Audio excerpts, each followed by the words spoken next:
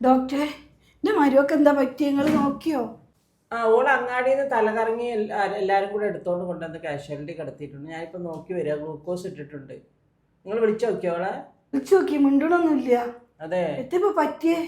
വേറെ ഇട്ടോ കൊണ്ടോണ്ടി വരുമോ? ഇരിക്കും, ഞാൻ പറഞ്ഞുതരാം. ഇരിക്കും. അച്ഛനെ അത് കുറേ നേരം വെയിൽ കൊണ്ട് പുറത്ത് നടന്നെന്ന് തോന്നുന്നു. അങ്ങനെ ഡീഹൈഡ്രേഷൻ ആയിപ്പോയതാ.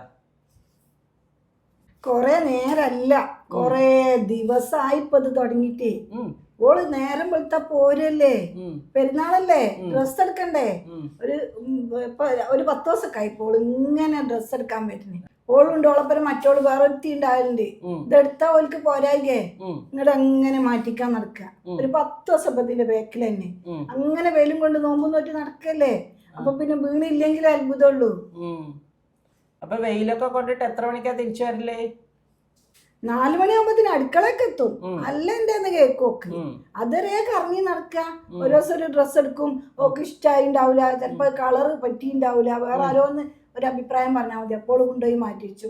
അല്ലെങ്കിൽ എന്തെങ്കിലും പിന്നെ എന്താ സൈസില്ലേ, സൈസ് ലൂസാണ് മറ്റാണെന്നൊക്കെ നോക്കി എടുത്ത് പോന്നാ പോലെ.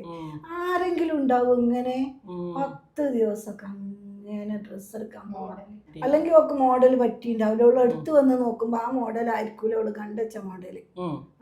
അങ്ങനെ മാറ്റി തന്നെ ഇങ്ങനെ ഉണ്ടാവും പെൺകുട്ടികളെ. എത്തോട് പറയാനും പറ്റൂല. ഓളത് മാത്രല്ല, കുട്ടികളെ അങ്ങനെ തന്നെ പഠിപ്പിച്ച് വെച്ചാണ്.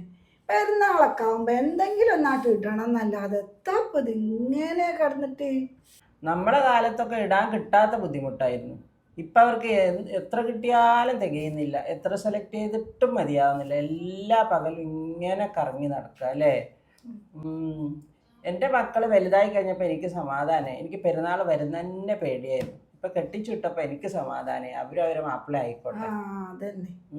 അല്ലാണ്ട് എന്താ ഇങ്ങനെ നോമ്പും പിടിച്ച് ഇങ്ങനെ കറങ്ങാൻ പറ്റുമോ? ഇപ്പം ആ കുട്ടിക്ക് ഇത്ര 10 ദിവസം നോമ്പില്ലേ, ആ നോമ്പിൻ്റെ ഇടയിൽ ഈ വെയിലൊക്കെ കൊള്ളല്ലേ, ഭയങ്കര ചൂടല്ലേ ഇപ്പോൾ. പിന്നെ ക്ഷീണിക്കാതിരിക്കുമോ? തല കറങ്ങി വീണ് സോഡിയം പൊട്ടാഷ്യം ഒക്കെ കുറവുണ്ടായിട്ട് ഗ്ലൂക്കോസ് കയറ്റിയതാണ്. നിങ്ങൾ പറഞ്ഞത് ശരി തന്നെ. നമ്മളെ കാലത്തൊക്കെ എന്തെങ്കിലും ഒരു തുണി കഷ്ണം കിട്ടിയാലോ അതായി, ഇല്ലെങ്കിൽ നമുക്ക് ഒരു കുഴപ്പമില്ല. ഇപ്പോഴത്തെ പെണ്ണുങ്ങൾ അങ്ങനല്ലല്ലോ, വിളിച്ചിട്ടൊന്നും ഉണ്ടില്ല. 2 ദിവസം ഇവിടെ കിടക്കട്ടെ, പെരുന്നാൾ കഴിഞ്ഞിട്ട് മതി ഡിസ്ചാർജ്.